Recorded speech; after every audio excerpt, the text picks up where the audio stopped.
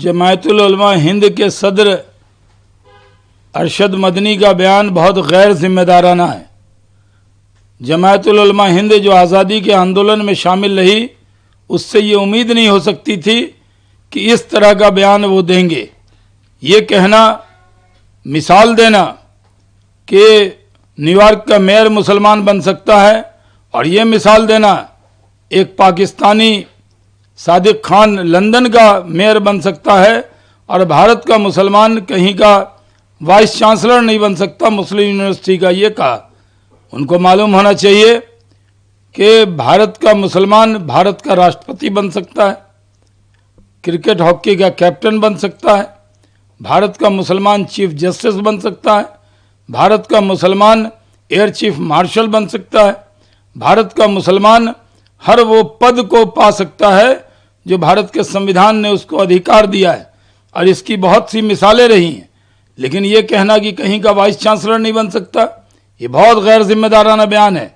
मौलाना अरशद मदनी को माफ़ी मांगनी चाहिए। मौलाना अरशद मदनी को मुल्क को बदनाम करने का कोई हक नहीं है। जो प्रोपगंडा पाकिस्तान और हमारे मुल्क के दुश्मन फैला रहे हैं कि भारत के अंदर मुसलमानों का रहना मुश्किल है, वही प्रोपगंडा मौलाना अरशद मदनी फैला रहे हैं। ये कहीं से भी स्वीकार नहीं है।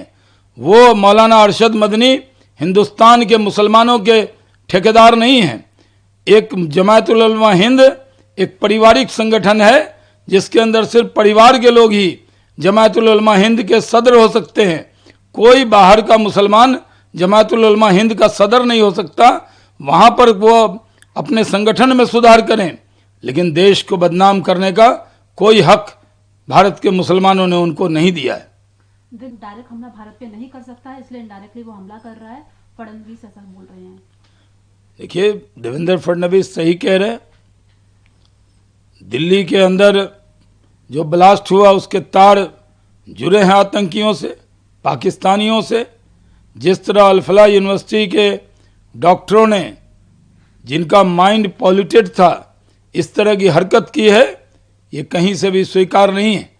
पाकिस्तान जानता है कि अगर वो बॉर्डर पर या कश्मीर में कुछ करेगा और डायरेक्ट कुछ करेगा तो ऑपरेशन सिंदूर जारी है, नेस्त नाबूद करेंगे पाकिस्तान को। इस डर से वो कुछ नहीं कर सकता। प्रॉक्सी तौर पर इस तरह की हरकत कर रहा है।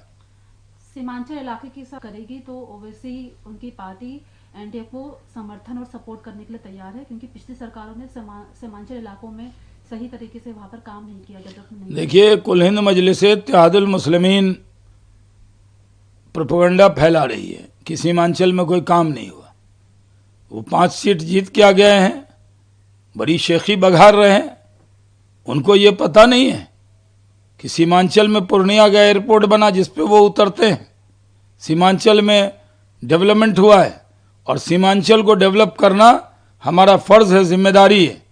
हमें समर्थन दें, अच्छी बात है। ऐसे हमें 202 सीट है, ये भी उनको मालूम होना चाहिए और हमारी जिम्मेदारी है सीमांचल का विकास करना, बिहार का विकास करना, बिहार में उद्योग और रोजगार बढ़ाना। क्या असदुद्दीन ओवैसी को ये मालूम नहीं है कि सीमांचल में गलगलिया में कितनी फैक्ट्री जब मैं उद्योग मंत्री था तो लगाया? काश वो भी जाकर देख लेते। अभी बहुत से प्रपोजल हैं कि सीमांचल में उद्योग भी लगेगा, क्योंकि बॉर्डर पर है। नेपाल, बांग्लादेश और बंगाल का बॉर्डर है सीमांचल। वहाँ तरक्की की बहुत संभावनाएं हैं और उसको हम लोग ही करके दिखाएंगे। हम कोई MIM के रहमो करम पर सरकार में नहीं है। जिन जिन इलाकों में इंडिया अलायंस की सरकार 50,000 से ज्यादा वोट काटने में लगी हुई है, ऐसा अखिलेश यादव कह रहे हैं। अखिलेश यादव डरे हुए हैं। बीजेपी की आंधी चल रही है, NDA की आंधी चल रही है। वो प्रचार में गए थे और बुरी तरह हार गए। वहाँ लोग ये भी कह रहे हैं कि ये लाल टोपी वाले आए और पूरा दरवाज़ा बंद करके RJD का महागठबंधन का चले गए। तो अखिलेश यादव जब बिहार में पूरी ताकत से गए थे प्रचार करने, क्या मिला? और सीटें घटा के आ गए। उत्तर प्रदेश में भी बुरी तरह से समाजवादी पार्टी हारेगी। हार के डर का बहाना अभी से तलाश रहे हैं। सिद्धारमैया ने कांग्रेस अध्यक्ष मल्लिकार्जुन खड़गे से मुलाकात की है। इलेक्शन को लेकर मुलाकात हुई, लोकल बॉडीज को लेकर मुलाकात हुई है। वो कह रहे हैं कि ये सिर्फ मीडिया के थ्रू ये फैलाई हुई बातें हैं कि लीडरशिप में कोई बदलाव हो रहा है या कोई कॉन्फ्लिक्ट चल रहा है। पूरे देश को मालूम है कि मुलाकात के पीछे क्या है। सिद्धारमैया और डीके शिव कुमार में तलवार खिंची हुई है, नेतृत्व की लड़ाई है, और वो जानबूझ के कह रहे हैं कि हम किस लिए मिले वो हम बताएंगे।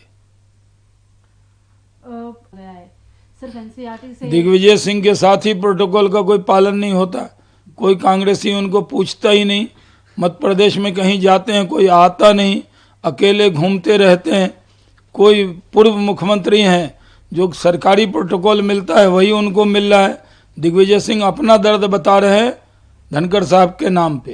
एनसीईआरटी वर्ड को हटाया गया है, तो वो कह रहे हैं कि एक कमेटी है, कमेटी में कुछ लोग हैं, वो लोग मिलकर ऐसे शब्दों को हटा रहे हैं।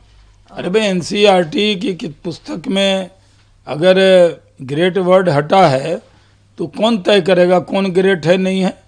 जबरदस्ती ग्रेट लगा देना, जितने राजा हैं सबका सम्मान है, लेकिन ये ग्रेट लगाना, किसी के साथ नहीं लगाना, ये क्या तरीका है?